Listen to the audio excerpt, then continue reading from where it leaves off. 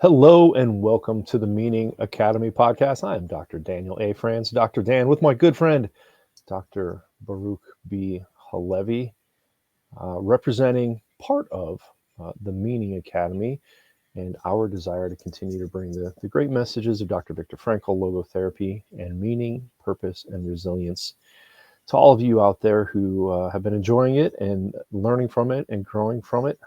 B, how you been, man? Hey, buddy. Good to be back in action with you. I feel like we missed a couple weeks, a lot of moving parts, a lot of traveling for me. It's been a lot of getting kids settled in college, which I think is some of what you've been up to as well. Yeah, it's funny. It just hit me one of the reasons why we didn't get together last week. Not only the positives, the bittersweetness of moving kids to college. We both had that last week, but also what I am starting to think of is not just the summer from hell, but the summer from hail, because the the storm, I was going to use a different word with storm, but we'll just call it the storm that started in probably, it was late March of this year, destroyed the hood of my vehicle. I drive a Jeep, so at least I had a hard top on, didn't do that, but just ripped through the hood of my Jeep and then my house roof, which is kind of a blessing in disguise. We knew we needed a new roof, but hail damaged roof.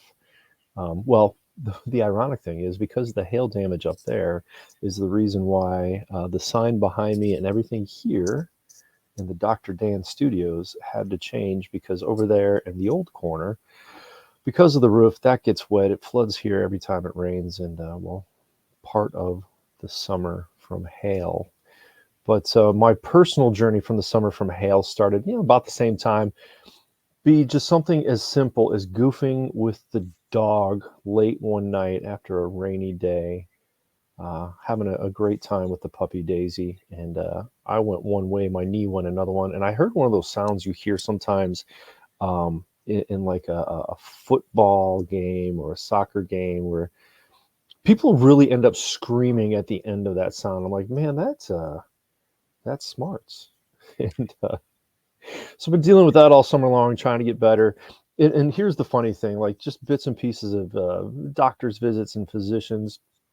The other day, after dropping my daughter off from at school, well, let's go back before that. The day you and I were supposed to record a podcast, I was supposed to host our meaning mastermind last Thursday. Was really excited, spent a lot of time preparing for it.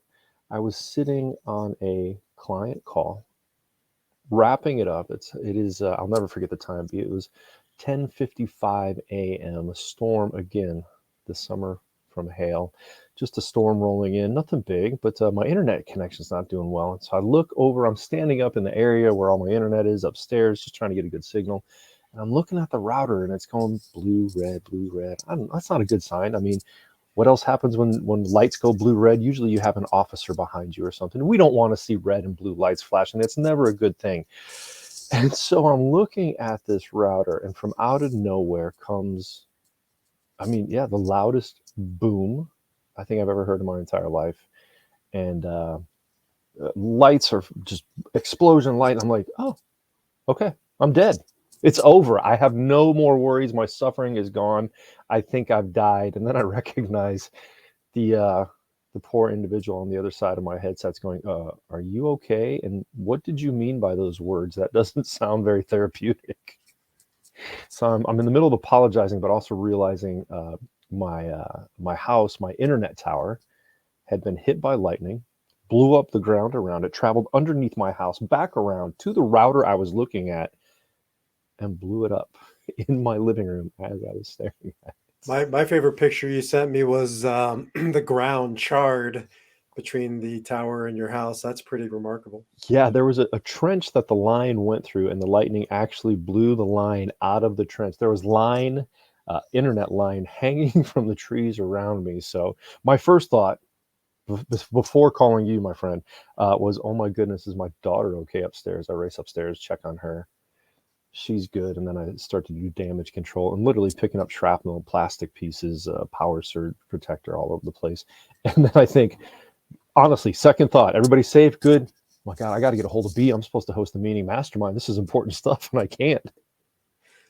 Well, maybe that's a good segue into what we were considering talking about, which is when we experience not just, one suffering, but sufferings, it starts compounding, it starts feeling overwhelming. Everybody listening has had their variation and versions of this. When it rains, it pours. When it hails, it, lightnings, and things blow up and feels like can't deal with it. What do we do? Right. And so our conversation today is sometimes it's not about fixing it. It's not about coming up with a remedy. It's not about me giving you solutions. It's just about creating a space to get it out, to process it, to hold the suffering. Kind of like what you and the audience just allowed me to do right there is run through that list of frustrations. And it's interesting in my office, whether it's in a clinical setting, working with people truly suffering and saddened, or even in a business setting, working with businesses struggling with different degrees of negative variables approaching them, it very often is some of the greatest healing, some of the greatest change comes from simply listening. Um, you and I know in our field of logotherapy, the great Dr. Viktor Frankl logotherapy believes, we all believe, that the solution to our problems rests within us already, right? It is part of who we are. It is part of the noetic. It's part of our defiant human spirit. And we get to use, as you and I are trained in, the great art of Socratic dialogue, or what we call maieutic questioning, to help people uncover that, to just listen, to be present, and to help them to discover the solution that's already there within them. It's a paradigm shift. And I also think it's not how I'm wired, particularly as a man. I get told this by Ariel all the time. Whenever she wants to share something that is her particular suffering, and I start going into my fix it mode, right? I become like, was that Wreck It Ralph? Did you ever see that TV, that movie? Absolutely. Fix it, feel it, fix it, Felix, fix it, or something like that. And I go into that mode where she stops me and says, like, I don't want you to fix it. You can't fix it, but you could listen to it. Like, you could do a better job of listening to it. So as much as I'm trained in it, we all preach what we most need to learn. And I forget that there's no solution that I'll ever give anybody. Like you said, it's about you discovering your solution, your path through your suffering. Doesn't mean we're powerless, doesn't mean we don't have a job to do, and that is to hold the space so that somebody can process. Absolutely. And I want to point that out, especially to all you men out there listening, and women who have men that should hear this. Hear B's example, because in my years in clinical and counseling practice, that is definitely something I've had to instruct many men on. And I like to joke. I really didn't get it initially in life. I had to go to school for 2 extra years just to figure it out. Um, our partners, our wives, our loved ones, our daughters, our mothers don't need our brilliance, our wisdom, our ability to fix everything and anything as men. Sometimes they just need us to hear them, to recognize that they already have a solution. In some ways, guys, it can be kind of condescending when we look at our wives or our daughters or our mother and we say, well, what you should have done was ABC. They don't need that. They just need Now, us to listen. I would argue it is, like this is thousands of years of wiring, but it's also cultural because our culture now more than ever. So whether you're a man or a woman, we're living in a fix it culture, Mm. right? Where there must be a book. So I wrote a book on surviving loss, grief. I never show up to a wake or a Shiva home or a funeral with this book in hand because at that time, there's nothing to do other than just to be in it. There comes a time when now solutions or directions or insights and advice has its place, but it's got to happen in time, and we're just so uncomfortable in this Fix-It-Felix culture, to sit with things and just allow time to take some of its course. I'm gonna alter Fix It Felix to Fix It Pfizer, Hmm. um, or Fix It Bear, or Fix It Eli Lilly. Um, they've done a great job marketing to us that however we feel, whatever we're experiencing, they have a pill to take care of it. On the other hand, if we can embrace this suffering and grow from it and learn from it and hold space for it, we become better. Medication numbs it out, makes us feel better. Don't get me wrong. I mean, there are times when medication is highly recommended, but it isn't all the time. We don't always need to numb it out and just feel better. Sometimes we have to endure the difficulty and get through it. And it's funny. So we were enduring. B, I tell you what, man, it was like, I know what the pioneers' lives were like this weekend. I lived without internet. Oh my God.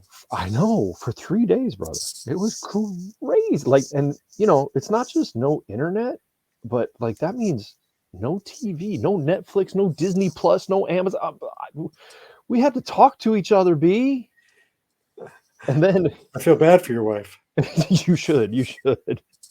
All of you out on the podcast, you get this wisdom all the time. Imagine living with it day in and day out. But here's the funny. This is what really got to both of us and really brought us closer together. So we take our daughter to college on Saturday and had some friends. Another therapist and his daughter came and just let our dogs out. I'm like, hey, come by for a couple hours, let them out. And they're like, no problem. That way, that allowed us to spend as much time as we needed to getting her settled into college. And they did, and we get back, and my poor old dog, he's 15-year-old Barley, right? If you look on social media, he's all over my social media. Um, well, he had a bit of an upset tummy. Apparently, our friends allowed him to eat from the pear tree of good and evil. We have a pear tree in the backyard, and that boy must have sat out there for 3 hours eating pears, rotten pears, ripe pears, not ripe pears, because he painted the house brown for 3 days every It's been a 2 to 3 hours. rough run for you, buddy. It has been, but the funny thing was, and this was probably about probably I'm guessing 2:33 a.m. Tuesday morning. Michelle's out there helping me clean up this mess and taking care of the dog, and I just start laughing uncontrollably, cackling. It was horrible. Like I was horrified at the sound coming out of my own body. I'm like, why am I laughing so much? And she looks at me and got a little kind of the sideway, like, you're not going to make it, are you? And as I'm giggling, I said, I can't believe my knee feels so much better. Because I heard a noise in the kitchen. I jump up to take care of the dog, run outside. I'm like, thank goodness I feel so much better. You'd be here all by yourself cleaning up this mess. So in a way, it was finding a blessing in all that difficulty. As I said, we were up every 2 or 3 hours for a couple days, sleep. It was kind of like having a baby again, which reminded us why we're so happy to be empty nesters at this point. So I think, we're in that space of there's just no substitute for just being in it. Like sometimes you just have to go through it, and um, there's just no way around it. Mhm. And we're not used to that in our culture where there's always a quick fix. There's always a solution. Like order something off of Amazon to make it all better, make it go away. If you order it now, it was amazing to me. My kid wanted some AirPods or whatever for school, and I ordered them, and they were here like within 3 hours. I was like blown away. Like I ordered it and voila, it was almost like poof. And but now it's becoming less and less of a miracle that happens and almost an expectation. And therefore my time frame is amping up. And if it doesn't come till tomorrow, that's a long time. So we're like in this place and space of make it happen now. And if it can't happen now with a quick fix, I don't know what to do with it.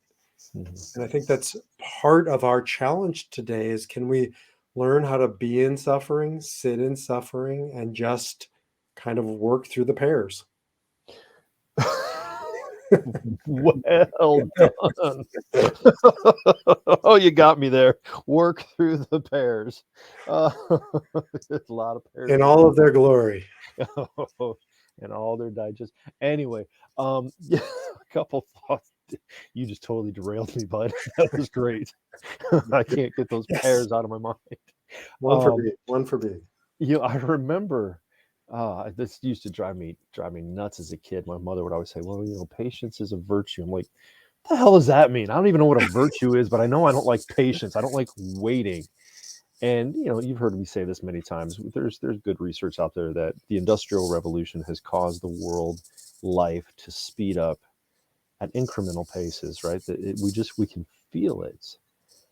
Eh, But when we step back to to allow that space between stimulus and response, when we teach ourselves patience, when we allow ourselves to take a breath and wait, we cultivate this sense of I don't know, it's almost a heroic virtue in that, yeah, I don't need that immediately. I mean, when we run around life just day to day, having to chase things down and having to, it was fun. Like Amazon was at my house at 7:30 this morning. I have no idea why. I haven't even looked to see what it was, but I'm like, why are you here? And why do we live in a culture that tells us, we need to have these things within, as you said, just within hours? I would offer it.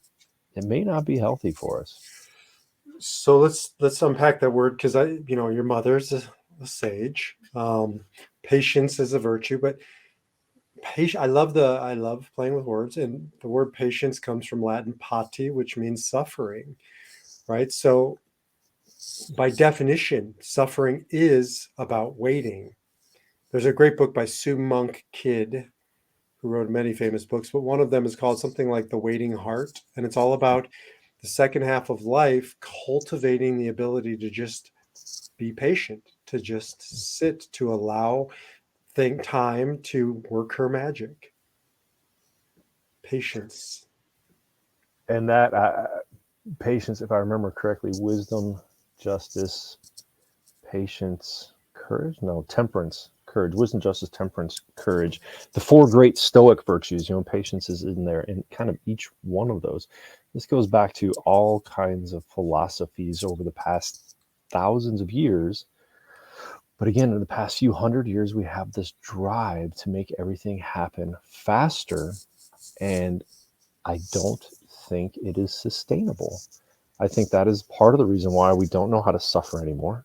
We don't know how to help people suffering because, as you said, we feel like things we should be over or past or done with these things within, well, hours. Apparently, that's what Amazon teaches us. And I know you and I both deal with people that come to us saying, well, shouldn't I be over this grief? Shouldn't I be over this suffering? People keep telling me to get past it and get over it. And what have we been saying a lot lately?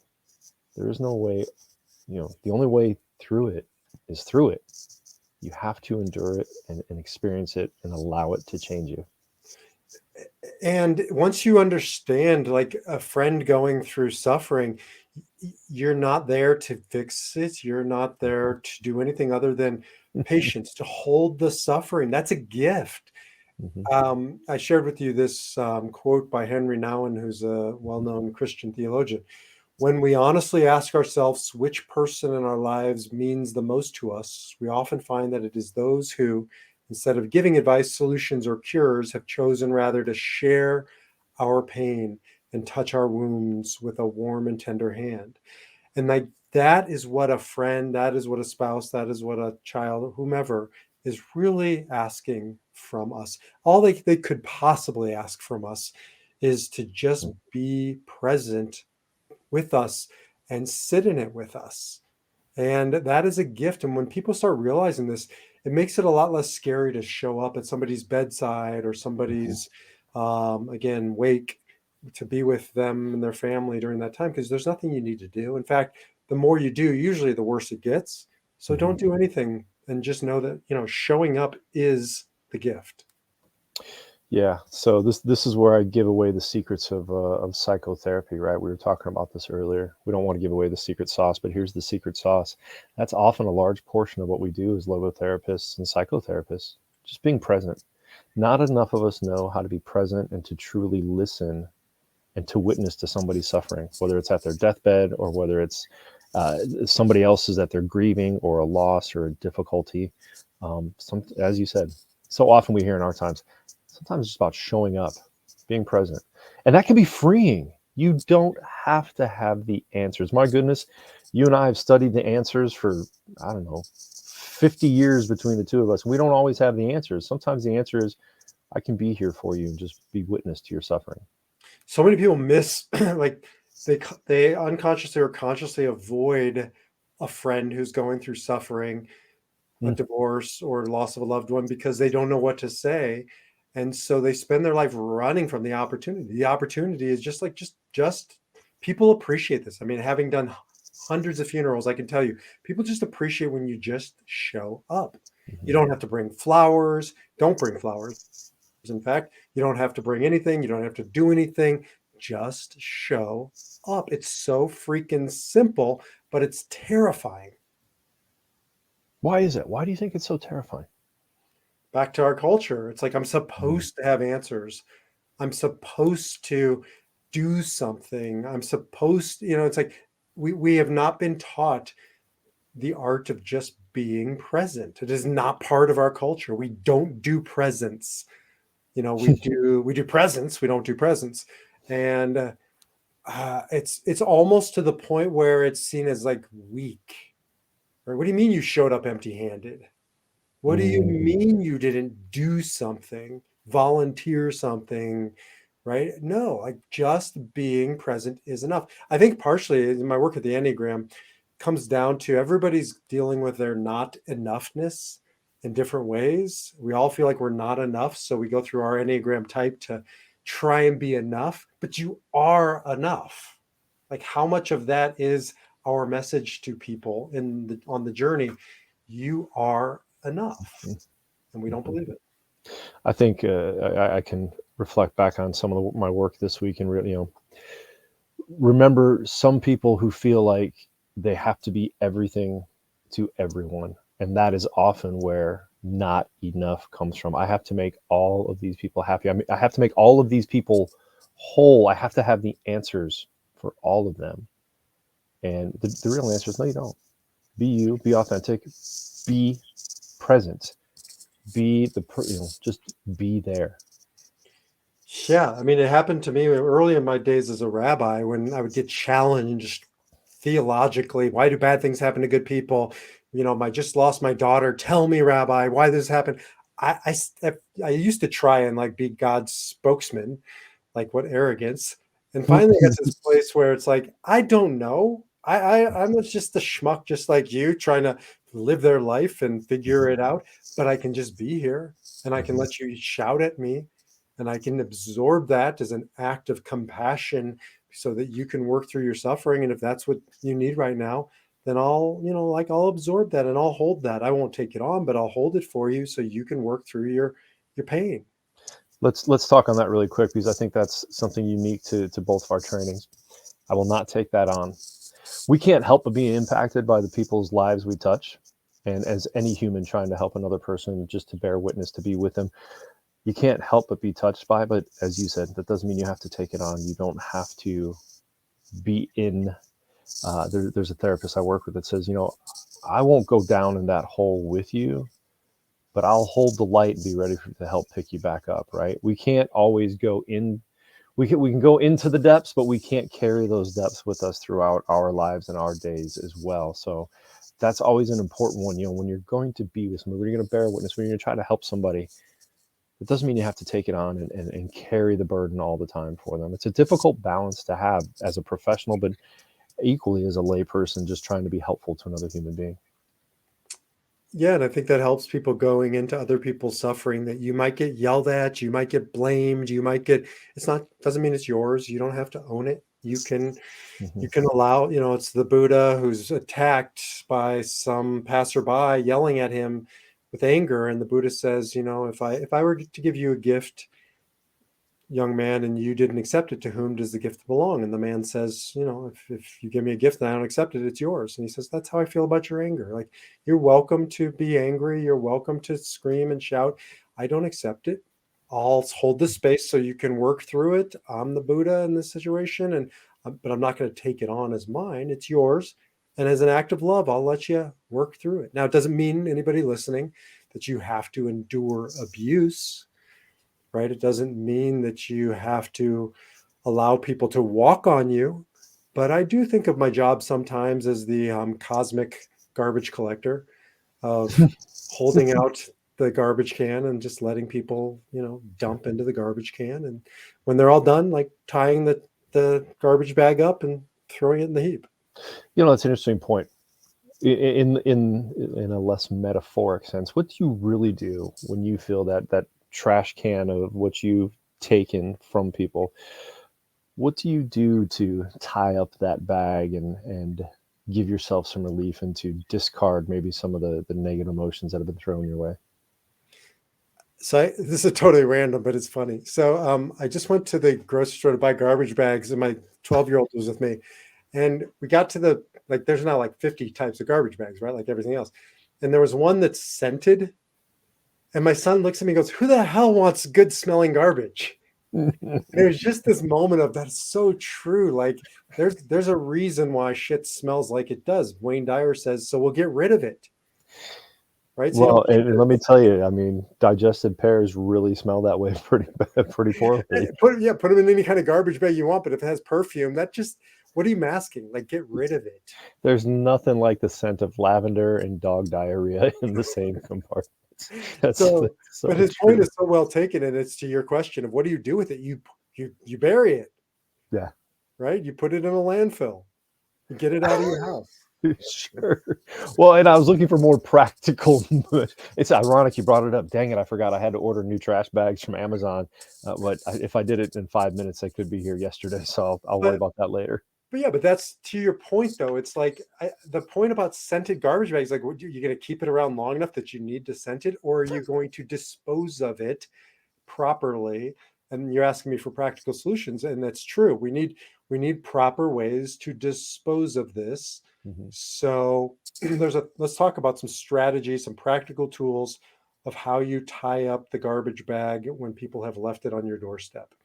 Sure. Well, first I have to point out. I mean, I love this paradise you live in, where people recognize the trash is full and tie it up and throw it away. Obviously, nobody in your family plays trash can Jenga, where they work to stack to the highest tower before tying it. Before Dad goes, "Son of a, come on!"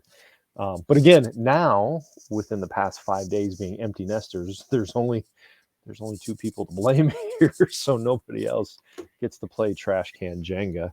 Um, how do we tie up? We find humor, right? We do. That's right. Uh, People that deal in death regularly, morticians, physicians, nurses. My brother was an EMT for a while. The sense of gallows humor that they develop would be mostly inappropriate for any of us outside of that profession. But they have to find humor in it. And you and I and what we deal with have to find humor, again, laughing at the fact that I'm cleaning up piles of, and my knee feels good, right? You got to find humor in the difficulties, or, and that's what Dr. Frankel teaches us. Humor is one of the greatest tools of the defiant human spirit. So humor is it's he calls it a weapon of the soul. I mean, it's not Mhm. just a defense mechanism, although I tend to use it as such. It's also a survival tactic, right? And a way to fend off despair. So that is a great way to tie off the trash can bag of poking fun, making fun, joking. Mhm. Now, again, everything in its right time and its right place. That's a great tactic. Here's another one is I just blanked on it. Ritual. I Mm. watch my wife is a healer, and she's got some really weird rituals, I must admit, but I'll see her walking around after a client like with sage, Mhm. and like doing like this thing around her body and cutting off like all the cords, whatever it is. But for her, that's a meaningful ritual. For me, I have a space that I meet clients, so I don't meet just anywhere. We have a designated space, and that's my space where I Mhm. do my work that's contained, and like that's known as my space. And I can create some boundaries and borders through that ritual of when I'm in that space, I'm doing this. And when I leave that space, I let it go. Yeah, that's really a great point. I think also is if we go to the other side of the spectrum away from humor, or maybe not away, just different from humor, is spirituality. Recognizing there are forces out there that the human mind can't fully understand, and sometimes that means we can't fully understand suffering, but there is something out there, a greater cause, a greater purpose, a God, whatever you might want to call it. There are things out there that we don't understand that impact us, and that's okay. Another way that I tie off the garbage bag, so that I can come back and do it again and again, hold people suffering and not making it my own, is realizing that it's not personal. That's why I like the Enneagram. I know you use Myers-Briggs, where sometimes I'll explain it as, it's not the person doing it, it's their Enneagram type. Hmm. So an 8 is doing this and it's coming from a place of anger, and it's not about me. They're, 8s tend to need to work through their anger. Enneagram 2s need to work through their pride, their neediness, whatever it is. I can start depersonalizing it. That's just my way. People listening will have their way to not make it so personal. Hmm. Another tool of logotherapy, right out of logotherapy in a nutshell, the second half of Man's Search for Meaning that nobody reads, depersonalization. As the world's worst psychologist and philosopher is known to say, it's not about you. That's my worst Dr. Phil McGraw impersonation ever. I'm sorry, but I find him and his teachings quite despicable. But that idea that it's not about you is very true. It's an important one. It's depersonalization. It's stepping back and recognizing, as the Buddha says, this is your anger to bear. I can be there to bear witness to it, but I can't take it on. There's a teaching, I forget where it is. I think it was in the Talmud, about a rabbi who couldn't take any more of the world's most annoying congregant, and basically kicks him out of the synagogue. Like, this guy's just a schmuck. So he kicks him out, and then he, dies, meets his maker, and God says, there's only one thing that I'm really upset with you about, is you couldn't handle Mr. Cohen for a couple days, couple years. I dealt with Mr. Cohen his entire life. I put up with him as God for 51 years. You couldn't put up with this guy for a day or two or a year. And I think about that, like, can I just bear the burden of this person? Mm-hmm. Right? Because they're having a really bad week or day or year or life. And as an act of service, cosmic service, can I hold that space for this person a little bit longer? Yeah. Let me, that's a good segue into the second half of that quote you shared, right? Um, the friend who can be silent with us in a moment of despair or confusion, who can stay with us in an hour of grief and bereavement, who can tolerate not knowing, not curing, not healing, and face with us the reality of our powerlessness. That is a friend who cares. Wow. I mean, how powerful is that relationship to have somebody that says, you know what? I'm just here with you. Most of my friends that are that close to me know to give me a call anytime. Say, you know what, Dan, I need some barn time. And that means we go out to the barn here at the Dr. Dan farm, and I just sit and they talk, and maybe we enjoy a drink or a cigar. But it's just a place to kind of unleash. And look, some of these problems, there are no solutions, difficulties in families and in-laws and illnesses, but the ability to listen. And I have those people too. Thank you, B, for being one of those people for me. We all have to have those people in our lives. We do. I draw from the Catholic tradition on this, the power of confession. I Mm, really do think it's a human need to just confess whatever that means to you, and to have a person, or I'm a part of I started a men's group called Men's Search for Meaning, and watching these guys show up and just have a place to confess. Not, like, the job isn't afterwards. I don't say, say, like, 7 Hail Marys and the Shema Yisrael. Like, I don't give them like prescriptive things afterwards. We just hold the space. And I kind of think of myself sometimes as a priest in that way, just so they can just offload their burdens into a space for other people to bear witness to. And it's hard to explain, but it feels like we're just doing a duty or a service to the person just by allowing them to do that. The barn. The barn, the confessional. I think that's one of the things we often hear about the Catholic confessional. So many people are afraid of it, afraid of taking inventory of their sins, of their issues, and kneeling down and saying, "Forgive me, Father, for I have sinned. It's been 4 months since my last confession, and here's the list of all the horrible things I've done and why I'm a terrible person."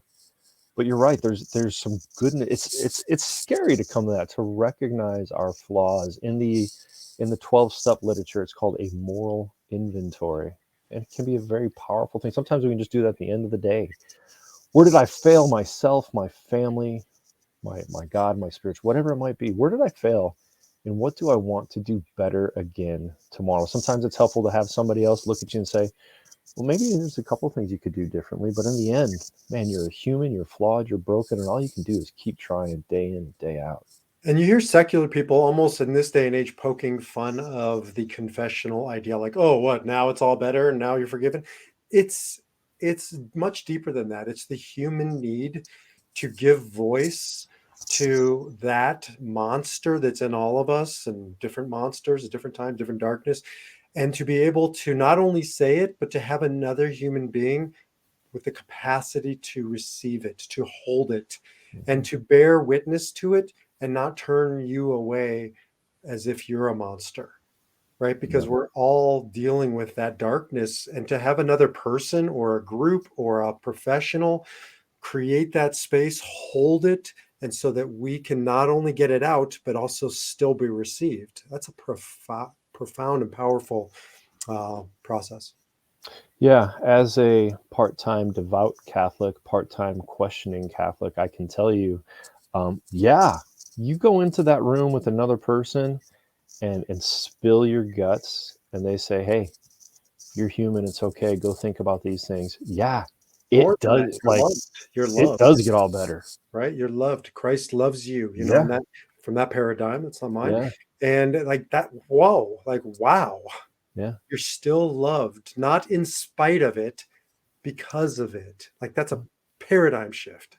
One of the most beautiful things I've heard in that room in recent history was, you know, if you're not battling your failings on, every day, well, then you're just succumbing to them.